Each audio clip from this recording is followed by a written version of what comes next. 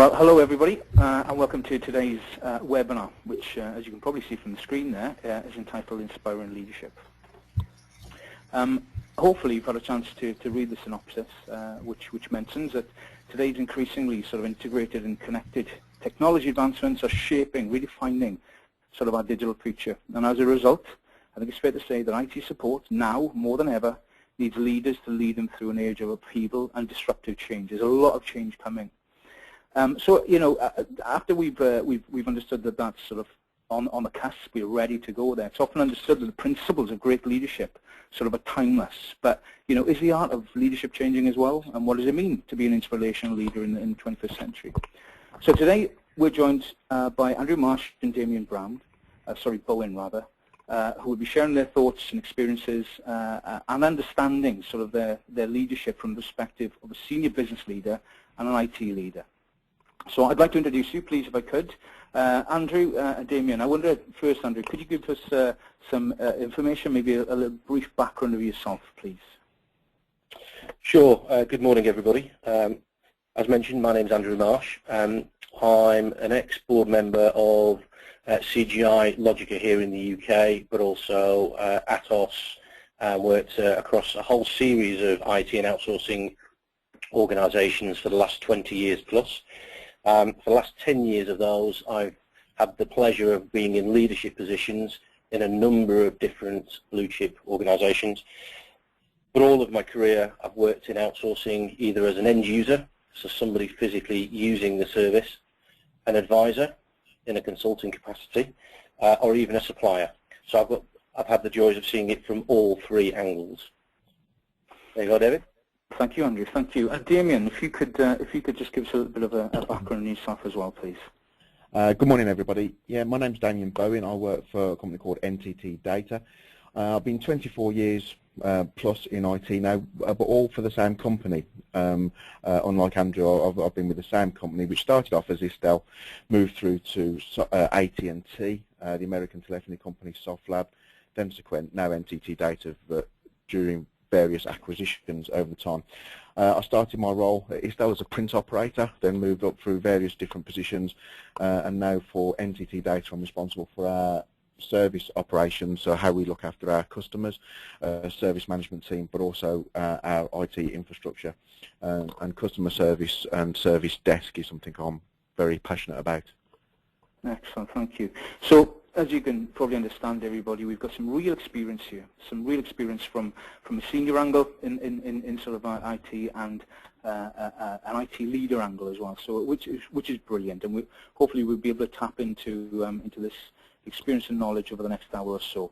So, if we could move on to the next slide, I think we'll start with Andrew, if we could, and Andrew will talk about leadership from the perspective of a senior leader in business and IT. Andrew, if you could carry on, please. Yeah, sure. Thank you. So if you can bring up the first picture, please, Zoe. Excellent. Thank you.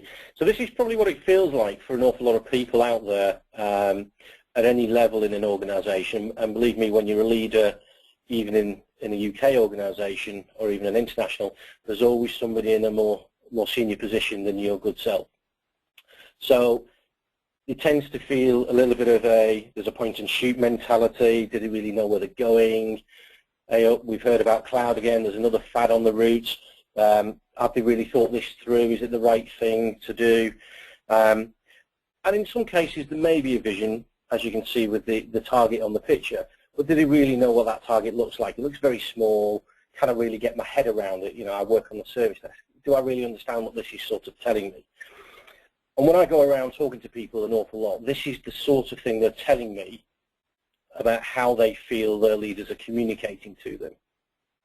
I do remember several years ago when I was in my apprenticeship years, I used to work in local government, and one of my bosses came in the following day, having kicked off a whole series of work streams to improve the IT communications within the organisation. And he came in that morning all happy and glowing, and completely changed everything that we'd agreed the day before. Why? Because he'd been out for dinner the night before with a couple of suppliers who told him the latest things to do around contact centre and service desk management. So he decided that he was going to put them in place straight away. So it was a very frustrating time for everybody, but he didn't really see it and didn't really get it. So that's the first thing for me that leadership's not. You can move on to the second picture, please, Zoe. And then the other thing that I always come across is this whole thing about measurements and KPIs. Somebody's always looking over your shoulder. Have you hit your number of calls? Have you hit your number of service improvements and closing out those tickets, please, service desk? And it goes all the way down so that the poor person who's actually got to do the work can't do the work because of the measurements. So all in all, there's all this continuous, if you like, measurement, continuous apparent engagement from the leadership organisation, but for no real clarity. And the poor person at the end, as I mentioned, feels that they're chained to these KPIs. They know they're not helping the service, but they can't really do anything about it because it's the way of the organisation. But those two scenarios for me are just examples of what leadership is not. And I think it's an important thing that we bring that out early. If we move to the next slide, please, Zoe. But here's my view of what it is. Good leadership is about creating an environment for everybody to operate in a positive and successful manner. Now, this particular slide is one I've taken from a piece of work I did several years ago with a client. We had a particular service desk contract that was failing. We weren't in a particular good place with that client, and in fact the client was actually talking to us about termination. It got that serious. But what we did, we listened to a couple of our teams, and the senior leaders and myself got together with the client, and we sort of agreed that maybe we should engage a wider audience. So we kicked off a series of workshops. And this particular rich picture, I'm not sure how many people are familiar with rich pictures, but this particular rich picture brought out how everybody was feeling about the environment that they wanted. And that was on both sides of the camp. As you can see, there's a whole series of openness in here. You can see the targets very clearly. You can see the KPIs, the measures very clear about the performance, about how things are going on. But you can also see down the bottom left, there's an awful lot of clarity and an awful lot of trust between people. Everybody's happy, everybody's moving forwards. The right behaviours in the way that they've designed them are coming across. But more importantly, at the top right, everybody's feeling very satisfied. Everybody's coming away with a sense that they've achieved something in that day. And that, for me, is what real leadership is about. It's creating that environment to allow everybody to positively contribute and feel successful in what they're involved in. But it's not all one way. As a leader myself, I expect and look at my people to engage in that process. So I'm working very hard to create that environment, to give people that success, and I need people to engage. And if you're not engaging, you can't be moving the organisation forwards. And as a leader, I can become frustrated. I can become very shocked when surprises happen. And therefore, it's important that both the leader and everybody else in the environment come together to move it forwards in that way. So that, for me, is really the essence of leadership and how it moves forwards. The next slide, please, Zoe. But ultimately, as leaders, we're there to make decisions. We have to make decisions to move the organisation forwards. It may be a difficult thing in terms of people and resourcing. It might be relating to a contract or even a particular service that we operate. But what we're trying to do here is we're trying to balance that decision between our ambition, so what we'd really like and the pace that we'd like, against, you know, can we really do it? Do we really have the skills, the time, the energy? And I'm sure a lot of you will recognise out there that sometimes there's not enough people to go around to do all the new initiatives that our leaders expect us to do. But it's about that balance. You'll notice in this picture as well, what I've brought in here is a series of little incremental steps, these blue little steps. And the reason I've done that is because every transformation or every activity, there is a journey. There's a beginning, there's a middle, and an end. In my experience, a lot of people get really worried about the middle ground. Yes, they paint a vision about the future, and that's what leaders do. They paint that very end and far right-hand blue blue ball. They paint that vision. That's where we need to be. But then they get obsessed with the middle ground.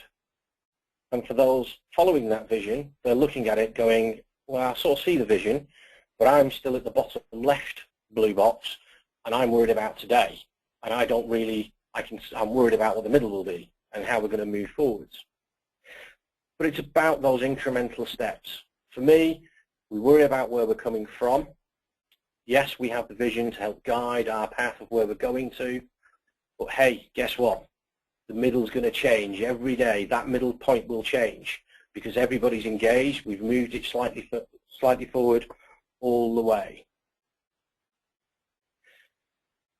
The way I tend to look at this particular synopsis from a leadership perspective as well, when I ask you to engage in this path, in this balance that we're trying to create, I asked my teams in particular, and there was a recent example actually in Logica. You may remember this, David, when we started to improve some of the payroll services activities.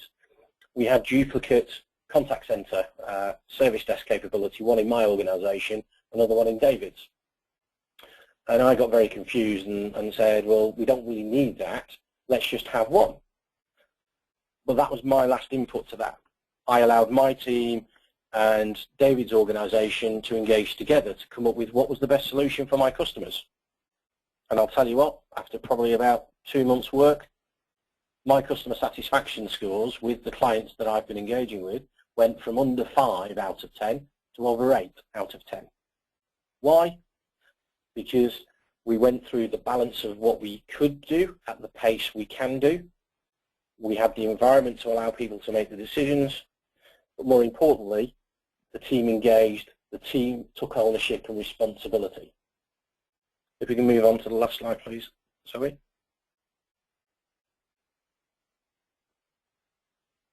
Thank you. So you see here, I mentioned the word responsibility. And I use sport in this analogy. It's probably one of the easiest ones for people to really link to. The reason I say responsibility, it was a very famous book several years ago called The 7 Habits of Highly Effective People. And there's one thing out of that book that really stuck with me for all of these years, and it's that people are responsible. If you break that word down, it's response-able. So everybody who's involved at any level can make a difference. They can make a choice and they can make an improvement. But what makes these sports people stand out is that they have what's termed now in the latest thinking as growth mentality. They're positive that they can do, even if there are odds against them. They are positive that they can improve themselves by finding new trainers, by developing new techniques, and by improving and moving forwards. But all the while, they are responsible. They are taking the accountability on themselves to make that difference, to implement it. But what a lot of these people do is they have coaches, the real leaders, if you like, behind these individuals and these groups and these teams. And those leaders put that environment in place. They make those balanced decisions to drive forwards, and at the same time encourage and work with those individuals. They might not always get it right. They may lose a match. They may lose a set. They may, if everybody remembers McIlroy's very famous wayward hole in one of the American Open Championships. But these leaders get them back. They pat them down. They give them the encouragement. They give them the support, and they move them forwards. And they're now winning. And just look at what happened to McIlroy over the last few years, and even last week, winning his latest championship. So what makes the difference when you're a leader and you're working with people? I don't worry about the big game. I set the vision. We want to get to the vision. What's really important to me, just click one more time, please, Zoe. What's really important to us leaders, sorry, back one, is marginal gains. It's the marginal gains that make the difference, not the big strides, not the big change. As the Army puts it, when they teach their leaders and their captains of the future, our captains, our leaders put in place the strategy of how we're going to take the hill. However, our people are on the ground and can see the real issues and opportunities that face them as they go up the hill. If they choose to take them and deal with them, we will take the hill. If they don't, we lose the hill. So we need our people to make those marginal gains and take it forward on our behalf. So that, for me, in essence, is all about the balance of leadership. From my side, from the senior leader's point of view, we're trying to create an environment and a balance. But from your side, we need you to engage. We need you to take advantage of those marginal gains that represent themselves to you on a daily basis. Okay, David, that's me. Absolutely, thank you, Andrew. That's very insightful, actually, and I'm sure we'll touch on some of the points you raised there in some of the questions, and we'll touch on later. Damien, similarly, then, could I ask you, from an IT leader capacity, so we've heard the senior business leader, from an IT leader, could you give us some similar sort of insight, if you like? Yes, no problem at all. Andrew, thanks ever so much for that. So to everyone listening, I've got one slide to go through with you guys, which is probably on the screen now. But I'd just like to start off before, just picking up on a few words that Andrew mentioned. He mentioned engaging and engagement, responsible, being positive and successful, ownership, working together, and measurement, but in the right way. But also the marginal gains. In another life that I have, I'm a martial arts instructor. And everyone has the concept of wanting to be a black belt, starting off at a white belt, and there's gradual steps that you have to take. So the marginal gains is something that I'm very keen on as well. And if you take that the analogy of stairs in a house, if you take one step at a time, getting to the top is achievable. 2 steps at a time, some of us can do it, and we might get there a bit quicker. 3 steps at a time, not everyone can do that, and there's likely to be an injury on the way. 4, 5, and 6 steps at a time isn't potentially possible, and certainly going from the very bottom to the very top in one go is also extremely difficult and nigh on impossible. However, coming down is very easy. If you can jump all the way down, you might not get all the way to the bottom, but you like to get hurt on the way. So just following on from Andrew's slides then, so the points on the team and the words in red are what I really want to focus on. So from that IT leader and how you run and lead a service desk, you have to be part of the team, but you need to recognise that you're the leader as well.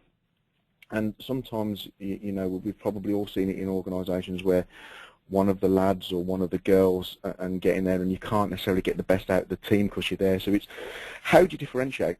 How do you be one of the team? How do you work with the team, but also be the leader, and so that people take you seriously, people listen to you.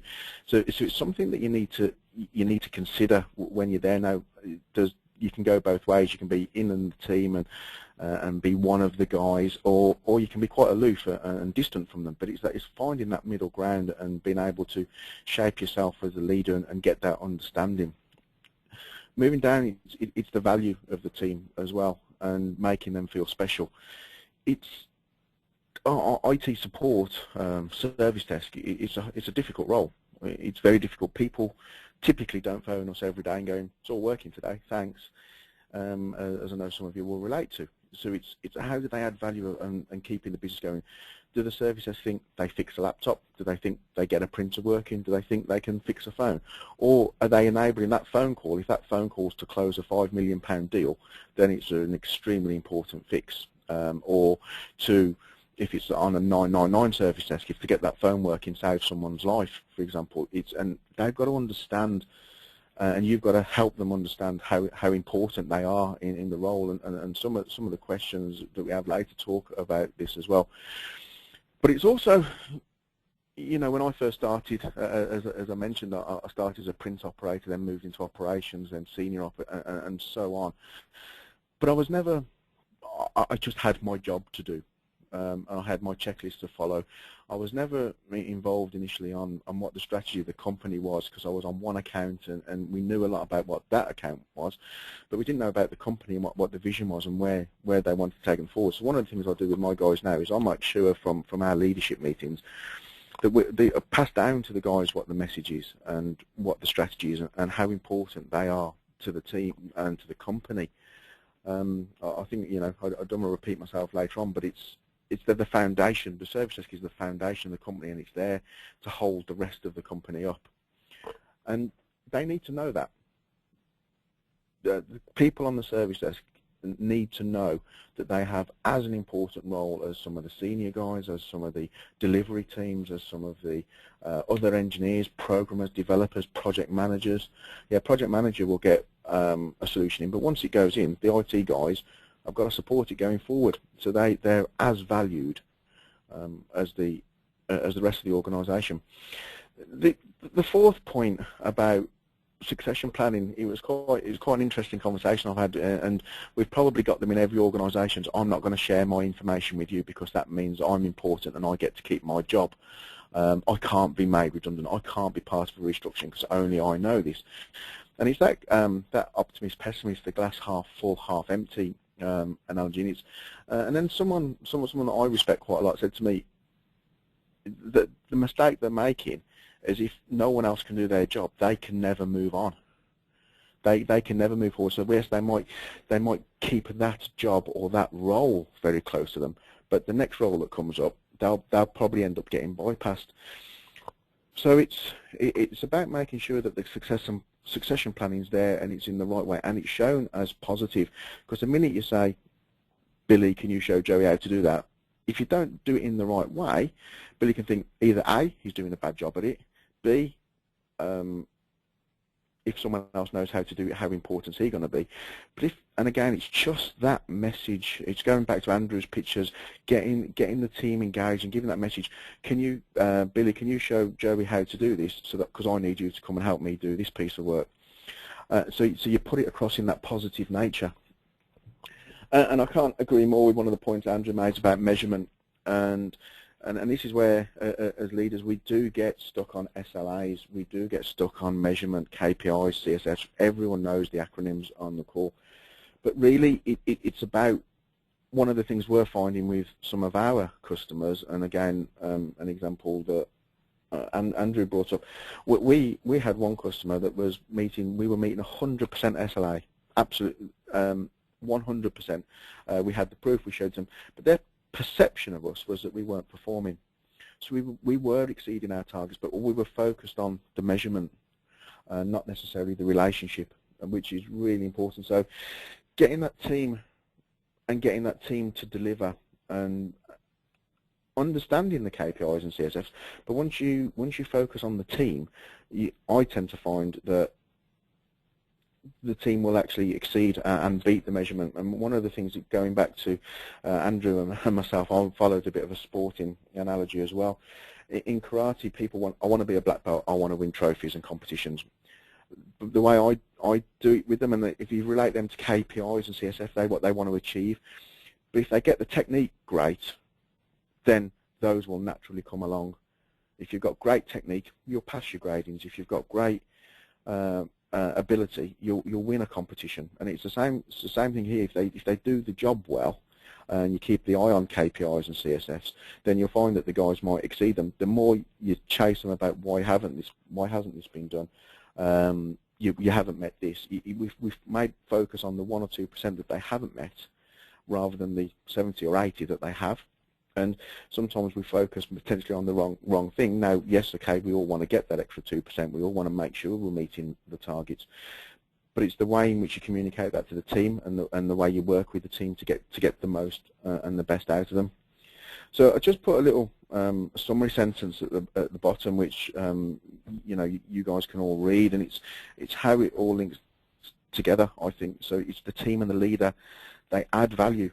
That they have to add value to both the strategy of potentially the department, the team, and the company. But one of the things that Andrew mentioned, I think he used a number of words to describe it, was clarity and being clear. And that's what's important. You need to be clear on the succession options, because it's about building a future, building future leaders, building people that you want to take up with you, people that you can see the potential in, and how you take them forward. But it's been clear on the reason why. I worked, one of the companies I first worked for, when I mentioned earlier in my introduction, Isdale, we were on the Rover Group account, and it was manufacturing. It was very closed, because they had a lot of designs that they wanted to keep, and there was a lot of secret meetings, and everyone on this conversation on this call has heard the term secret squirrel meetings. Oh, they're going off to whisper to each other, but it's making sure that it's clear and that the options are there for people to move forward. And I think once you do that, it's going to be very positive for the team. The team understands you. I'm very lucky with my team. I've got a fantastic team. Most of my service desks have been with me for 4 years plus, and they want to stay in the team because we're giving them ways of moving forward. We're making them feel valued. The business, the whole UK business, value them. And what it enables me to do is exceed my goals. A lot of the things that we've done, we've exceeded our measurements, we've exceeded some of the project deliveries, and a lot of that is by interacting with the team and going back onto one of the things Andrew mentioned about ownership and responsibility. I think if you get the team owning things, being responsible for things, they want to exceed. People say to me, no one comes to work to do a bad job, but what we need to do as leaders is get them to come to work to get and try and get the best out of them. So that's a quick overview for me. I think my details will be there afterwards. I'm happy to take any questions. David, is that okay with you? Yeah, no, that's fantastic, guys, and certainly some really insightful stuff, sort of on two different angles of that IT thing, business thing. And it's great to hear that there are some real similarities, some real synergies between the two sort of angles, which is great. So we've got a series of questions that we can touch on now, just to maybe dig out some more potential stuff. So if we start with them, guys, I think you've offered a definition as well as a perspective on how you view and understand leadership. Is there anything that either of you would like to add specifically or define what leadership is, what it means to you, and maybe start with Andrew? I think for me, it's one of those words that's bandied around industries quite a lot, and I think it's one of those unique situations that really leadership is different in different situations. We'll all be familiar with the remembrance that's coming up now with the Second World War. That took a particular type of leadership to take us through, individuals on the ground, the politicians and so on. At that point in time, that was a particular type of leadership.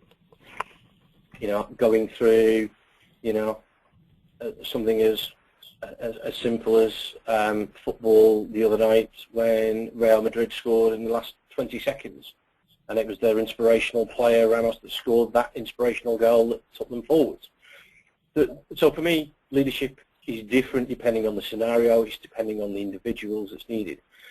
As I said, for me, it's more about the ethos of leadership, and it's about creating the environment. That's the key.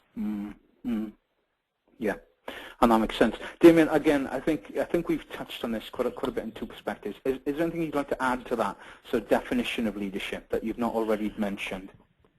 I think it's the working together part for me, and the duty of care and the responsibility, and apologies to everyone on the call with regard to sporting analogies. But if you take the Ryder Cup, for example, in golf, golf's a very individual game.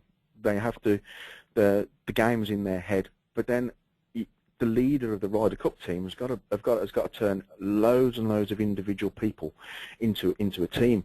And if you think like that, they've got to plan a strategy. They've got to bring people together. They've got to get people to work in pairs and as a team.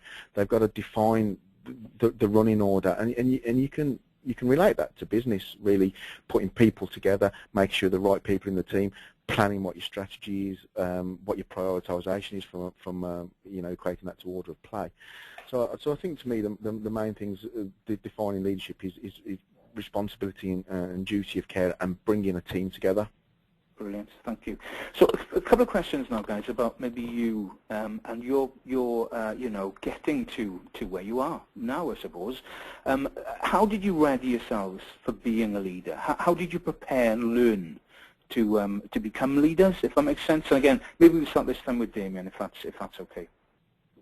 Yeah, I think I always have, I mean, one of my ethos is I want to learn something every day. I want to try and be better every day. And I had a learning experience very young, at 18 years of age. I made a mistake when I was at work for an automotive organisation. And then an immediate manager wanted to discipline me for it, but then their boss wanted me to improve the process so it didn't happen again. And the error wasn't necessarily me, it was a problem in the process. So I just thought, so at 18, I had that fear of potentially being disciplined at 18 and 6 months into a working career. But then that made me think about, right, which one of them was right. Yes, I made a mistake, but is improving it and making sure it never happens again the better way to do it. And then I looked at that, and so then I've tried to work out some core values for myself, and it's taking that responsibility and that ownership word that I think we both mentioned this morning. Brilliant, that's great. And it's interesting that that sort of core value thing, that personal core value, is really interesting. That, and maybe we can talk about that as we go through some of the questions. Andrew, similarly to you, then again, how did you ready yourself for being a leader? Sort of, how did you prepare and learn? Yeah, it's one of those interesting things. I think a lot of the time people stumble into being in the position of being a leader. Including all of the people I've worked for and admire, I've not met one of them that went out and said, when I left school, I wanted to be a leader in this position. And for me, it was watching and learning from people. So there's been a number of people I've worked with, all the way through school. There's all the way back. There's always one or two teachers you remember from school. And that for me is a great sign that you've enjoyed the class. You enjoyed what they were trying to do with you. All the way through into my working career. So I've always watched and learned, but as it went on, the biggest thing for me was actually just talking to people.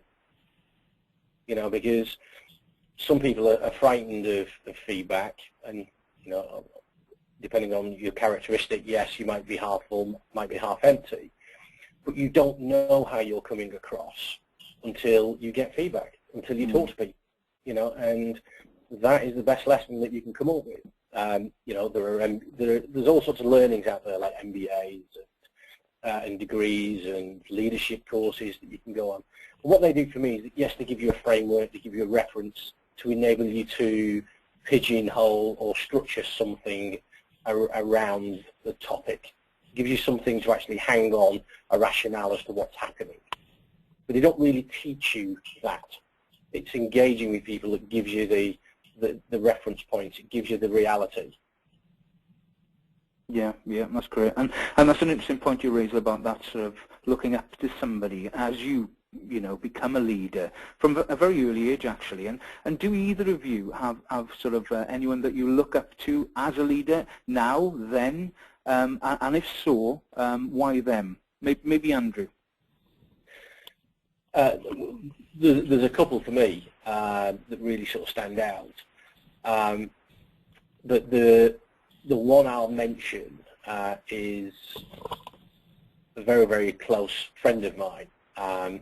He's now very prevalent in speaking and engaging around this sort of subject, actually. He's a gentleman by the name of Scott Macarthur.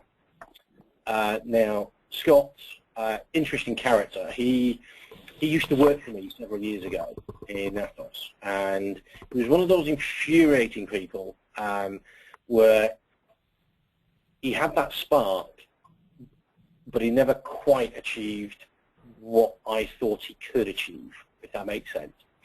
And all the way through, he was following his heart, he was following what he thought was the right thing to do for his customers. But internally, it was just infuriating because he never filled the forms in. He never filled timesheet. All the things that you'd expect. Going back to that KPI metric thing there. But here's a guy now, 10 years on, that has not only moved himself forwards career-wise. He now runs a very successful consulting business. But he also goes around the world speaking on his passion, and he's followed his passion. So for me, I look to him as an inspirational leader, not because of how he treats me or he does things, because he's now giving me a different side of leadership. Following your own passion, that passion will come through in other people. And that was a trait I'd never seen before. Up until that point, the leadership had always been very controlled, all about integrity, all about loyalty, all of those sorts of very, very hard, fast types of characteristic traits. And he brought a different dimension to me, and that to me, and now seeing him as successful, what a joy. That's interesting, very interesting. And again, Damien, maybe similarly, anybody that you've looked up to as a leader, and again, why? Yeah, I think I love this sort of question, and it's singling people out that I find difficult. And so I was when analysing the question, I looked through my life, and I think actually I think it's changed through my life period, just because of how I am and how I've developed. So I think in my early life, so young years before work, obviously your parents are there, and my martial arts instructor, because they give you. They set me a purpose, they set me a challenge, that they gave me something to try and be. They tried to shape me, and I think it's too many times we look at people outside of our families, but they were very close. And I think into my teenage years and my 20s, I think people like Richard Branson obviously inspire me, because I think it's more on his view of it is possible. Yes, it's a challenge, but it is possible. So I'm going to try and do something bigger and bolder the next time. Everyone said you could have stopped at Virgin Atlantic. Now he's going Virgin Galactic. So trains, planes, space. There's always a next step. Then into my 30s, when I started having a bit more responsibility. By the way, guys, I'm not 80, so there's not 8 of these. There's only a couple. So in my 30s now, I'm not political at all, but people like heads of states and heads of governments, I think were interesting to me, because I'd go to bed at night and I'd lie down and think, oh God, how am I going to solve this problem? How am I going to deal with Joe tomorrow? Whereas these guys are going to bed going, how am I going to deal with a national debt? How am I going to deal with all the problems that governments have? And I think to put yourself forward for that, and to take the weight of nations on your shoulder, I think is something.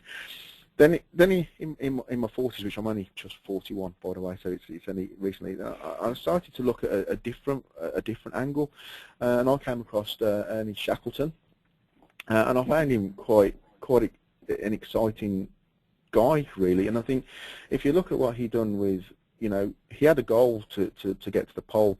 He tried it 2 or 3 times, never got there, but he's recognised as one of the world's greatest leaders, because in under unimaginable circumstances and conditions, he managed to keep everybody alive in the Arctic for like two plus years at the time. You think, yes, he never achieved his goals, but he looked at the team, he looked at how people will work better together, who went into each tent, every single detail and responsibility, who he took with him when he crossed the ocean and who he left behind, how he sold to those people who he left behind. So I think that's one of the things that I've looked for. I think as I've gone through different stages in my career, I think people that inspire me have changed.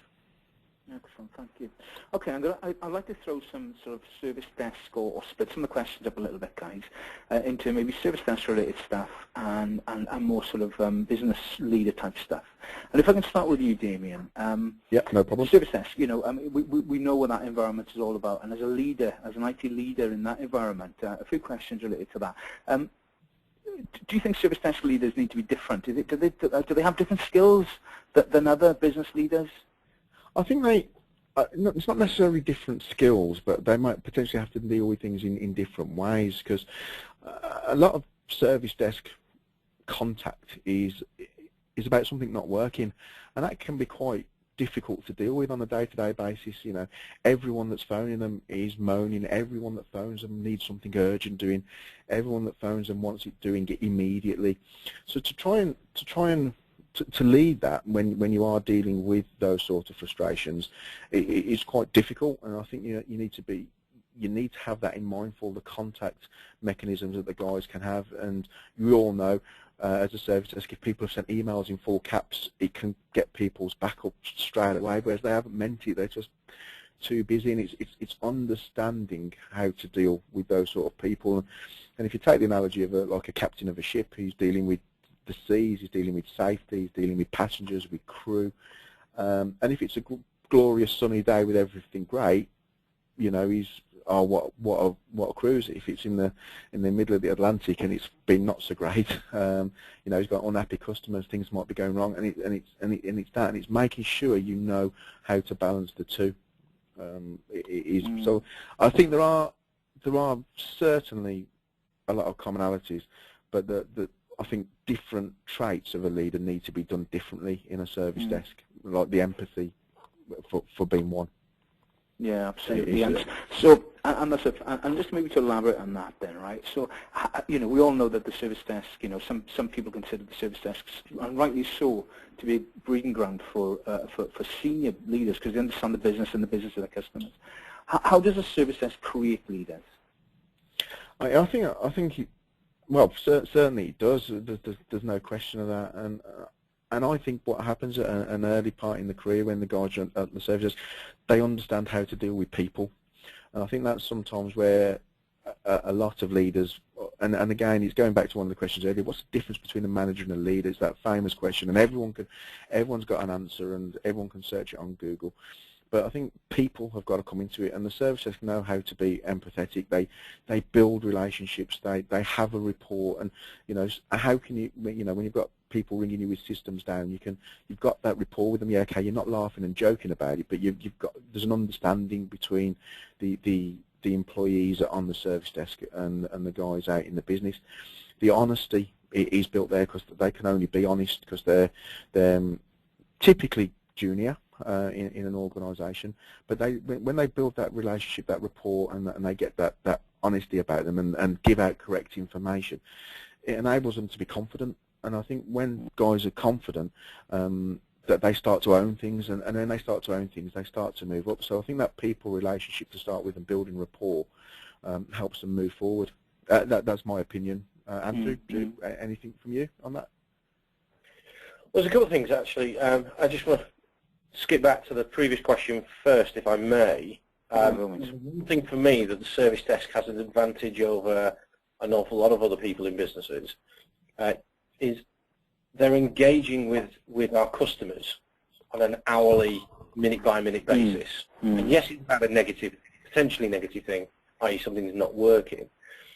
But everybody's engaging with that customer, and that, for me, is an exciting part of the business to be in, because that's where the growth is. That's where, at the end of the day, they're the people who pay your bills. Yeah, and for me, leaders that come out of that environment are people that go, do you know what? I've just taken 10 phone calls about the same bloody issue, and I'm not going to wait for the KPIs next month to come up and show it. I'm going to go and find somebody and tell them about it. You know, that's the real power that can come through people taking that leadership role. It doesn't have to be a leadership role from you are now the boss, you are now a manager or a supervisor. It's people taking that responsibility. Yeah, and that for me, and just following on to that second question, in terms of how do you, for me, it's by giving people that permission, that ability to take forward initiatives themselves and let them run with it when they know there's something not quite right. It's that marginal gain piece again. You know, I've taken 10 phone calls for the same issue.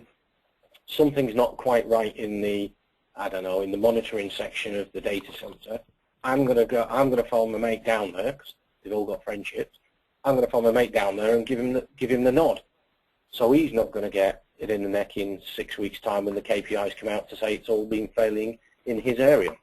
And giving people that environment to be able to do that thing is very, very powerful indeed, and that's the beauty of the service desk. Yeah, yeah, totally agree with that. And some of the stuff that I've written down, obviously, as takeaways. There's definitely some recurring themes around that, as you said. And ownership, responsibility, encouraging the right behaviours in the right environment, encouraging creativity, that marginal gain stuff. So some really good stuff, guys. So I'm going to move on a couple of questions, if I may. And we talked about the future. The future's with us now. The future's happening. What do you think it means to be a leader in the 21st century? What should leaders be doing to prepare for the future? And I'll open that to both you guys, if I may. Start with you first, maybe Andrew. Sure. It's always an interesting, what does the future look like? And interestingly, I've just done a piece of work with a client who are asking that very same question. What does a service desk and a contact center of the future look like? And for me, we need to look at the trend, what's happening out there in the marketplace. Well, there's lots more technology, whether it be digital, whether it be social media. So the way that people engage in the future will be changing. Second thing is there's more automation. There's more contactless. There's more ways for people to find the answer themselves without having to phone. Well, similarly, there's also more interesting technologies that enable you as service desk people and organizations to be able to link into it, to be proactive with your customer, to know that the customer's been through 15 websites to try and find the answer, and the reason they're phoning you is because they're lost and they can't find it, and so on and so forth. So all of those technological, social advances are all changing. But similarly, the workplace and the demographics are changing. There's going to be more mobility, more working from home, potentially. Our service desks and contact centres are all going to be in one big, happy family warehouse type of structure, or are actually people going to be working from home rather than in those environments? So all of those different styles and those different technological advances will have an impact on how you are as a leader. One of the things we've said is it's about engaging with people and getting the passion and the positivity. So for me, it's about the adaptability of how do you it's still about engaging people, but it'll just be about engaging in those new ways. So that's great, thank you. And similarly then, Damien, again, preparation for the future, that sort of 21st century leader. How should leaders be preparing for the future? I totally agree with Andrew in a lot of the things that you mentioned. Then the one thing that I'd add, and the one thing, the change that I've seen is I've seen the help desk grow into a service desk, but now I'm seeing the service desk be part of the business and be part of the strategy of the organisation. So I think that's one of the things that especially service desk guys need to potentially understand, is where the business is going and what is the service desk's influence in that. So it's taken itself. I think the service desk has moved up the value chain in an organisation, which is great, great for us. So you've got all the technology things that Andrew mentioned. I think you need to keep an eye on the business and what its strategy is and how potentially you can help shape that. Yeah, absolutely. And there is this theory that the next CIO should be from that environment, which is really very interesting, as you say, about the changes.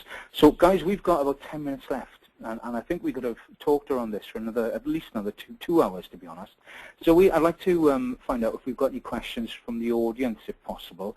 So if there's any questions we've got out there that you'd like to ask, guys, please type into the tool now, if you would, and ask us.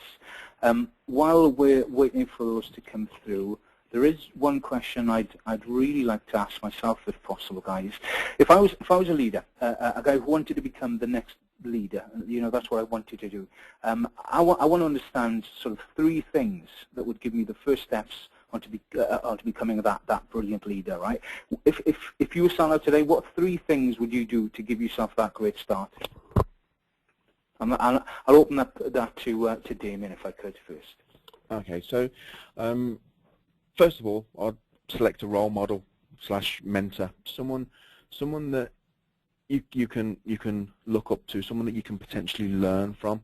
I think it's really important. You know, it can be someone that you know that you can talk these through. It could also be someone that you could follow on LinkedIn, for example, and just look at some of the things that they do.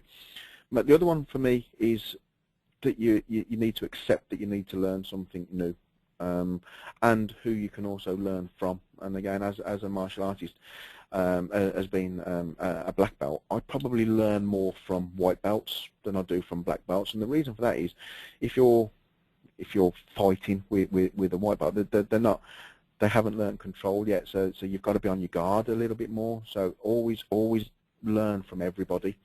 And the last one, the third one that I would say is make sure that you understand and analyse your team, understand your people and analyse them, but only with the goals in mind.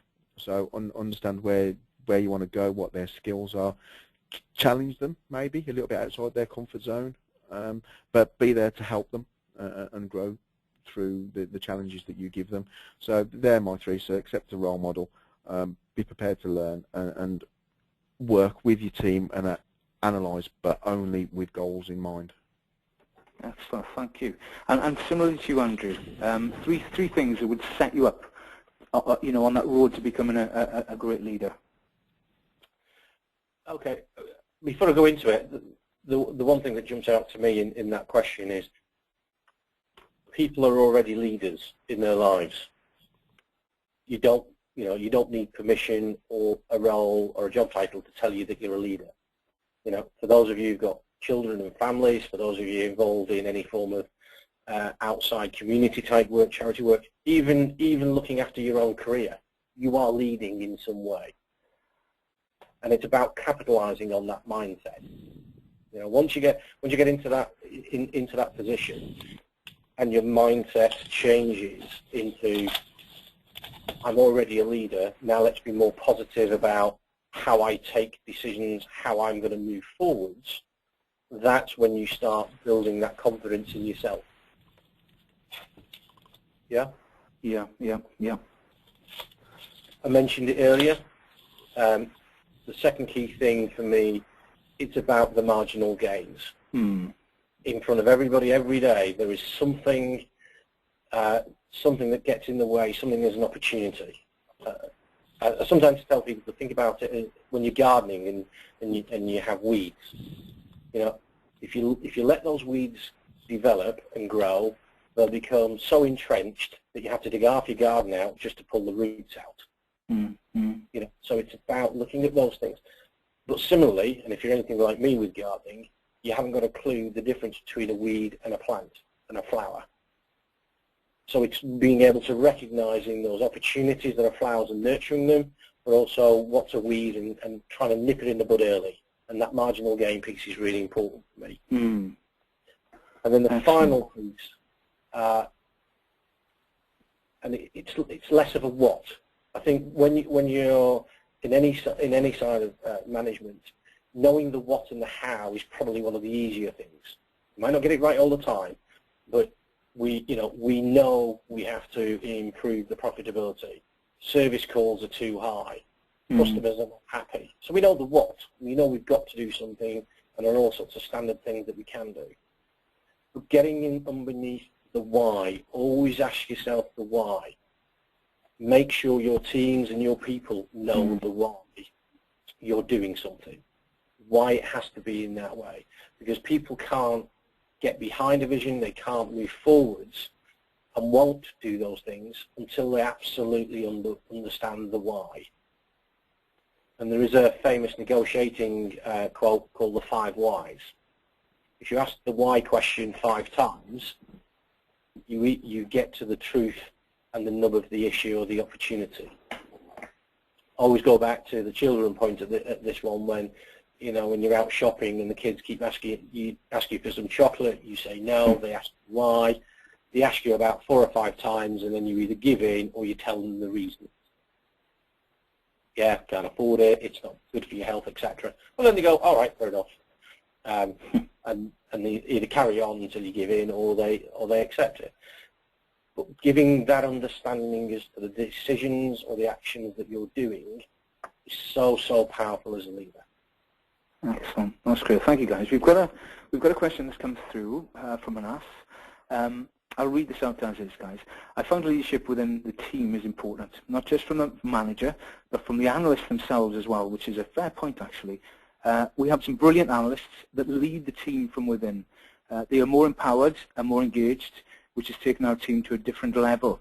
Is this something that you experience in your teams? So it's a really good question about sort of empowering leaders within teams, and I think I always reference when we talk about this that sort of 1999 was it, I think, or when England won the Rugby World Cup and had a leader, 22 leaders on that pitch, including the guys on the bench. Have you any experience of that, guys? Sort of teams adopting leadership strategies, skills, and becoming leaders, and leading themselves. And I'll open that up to Damien, if I would. I think actually, okay. You've got some good stuff on that. Yeah, I think again, as a leader, I think there's a big difference between delegation and empowerment, and I fully agree with the person that raised that question. Within is so important. One of the things that I've done with the team here is we had a very poor service management system. So it was poor tools. Team didn't like using it. They were unable to help the customers. Getting login was very difficult. The metrics were really hard to get out of it. So we had some unhappy customers. We had an unhappy management team, and we had an unhappy service desk. So what I did is I worked with the team because I thought, who better to fix this than the guys that use it every day? So I asked the service desk to write the justification. So again, people could see that as delegation, asked them to write the justification. But then I asked them to help design it as well. And I also gave them the ability, and using the term empowerment, to actually make the changes in the tool themselves. So they designed the screens, they put all the material together. So the 6 guys that I've got working on my service desk, the day the system went live, I had 100% advocates in the system. All 6 of them they were proud of what they delivered. They wanted to go and do the user training. They wanted to own the product, and they just loved. You've got to use the word power, but they used the power to be able to make changes. So yeah, so I use that within the team as well. And I think Andrew mentioned it in his presentation. The engagement does need to be both ways as well. So yeah, I fully concur. Yeah, and have done it myself. That's brilliant. And anything to add to that, Andrew? Yeah, the thing that springs to mind for me, David, do you remember when we, and sorry to use you again as an example here, but do you remember years ago when we started to bring the analysts back to Wales to look at the service desk capability in Logica? Because for many moons, we weren't really seen on the market, the analysts didn't really understand us, and it's the analyst's job to influence customers in shaping of who the right suppliers are on capability, and if they make statements, are those statements real or not? So it's really important to get them on your side. And one of the most important decisions we made as an outsourcing leadership group, and Wendy was a big supporter of this, and for me, I was really keen to get behind her, was actually when these guys come around, we don't want to put a salesperson in front of them. We want them to see and talk to and hear from the people who do the job. And what gave me great pleasure was hearing people, I won't go who the particular analysts are, but hearing the analysts that were normally very critical going, wow, your teams really enjoy this, they get it, they really understand it. And that was the great joy for me, just hearing those stories from the analysts. But from our point of view, why did we do that? Well, we had the confidence that our teams would do the right job. We had confidence that they knew the job so well and so much passion that it would come across in spades. Excellent. Well, guys, we're almost at time, and it's been a fascinating insight to listen to you both talk very eloquently about what it means to be a leader, in your spheres, if you like, business spheres. One last question, if I may, to both of you, and if possible, a really short, sort of one-word, concise answer, if possible. The question is, what leadership do you have that you think your team sees in you? So how do you sort of think your team sees you as a leader? And secondly, what would you like your team to describe you as or see you as? So what do they think, or what you think they think, if you like, and what would you like them to think about you in that leadership sphere? Does that make sense, guys? It does, yeah. Are you interviewing David, by the way? Great, thank you. So if I could open up to Damien first, a very hopefully concise answer to that, Damien, please, if possible. Okay, so I think to the first question, what trait do you think your team would see in you? I think that I'm positive, in one word. And the leadership trait that I would like them to describe in me is that I'm supportive. Great, that's excellent. Thank you very much for that. Two from me. Yeah, and two great words, actually, very, very powerful words. And similarly then, Andrew, if you could do a similar offering, please. Yeah, sure. So I can spring this off the back of some recent conversations I've had with my team, actually. So this is not this has got real feedback in it. So what do I think my team will see in me is somebody who's trusting. Okay. And what do they see in me is loyalty. Brilliant. Absolutely brilliant. Guys, probably those last two questions, 4 simple words, were probably some of the most powerful words in that whole discussion, I think, for me. Brilliant, really brilliant. Thank you very much indeed, guys. I think we're going to need to close now. We could have gone for at least another hour, I think. There's so many more questions to ask, and hopefully, maybe at some point, it would be good maybe to a follow-up session if there's still content that we think is valuable to offer out to our sort of community, I suppose. So with that, then, I'd like to thank Andrew and Damien for their time and their wisdom. Thank you very much indeed, and thank you, Zoe, as well for your input too in managing and running the webinar. This information will be made available to the guys who've dialed in, and I'm sure there'll be opportunities as well to listen to it from somewhere from the website, but we will share that, and I'm hoping to get some more sort of content out via blogs and bits and bobs too that we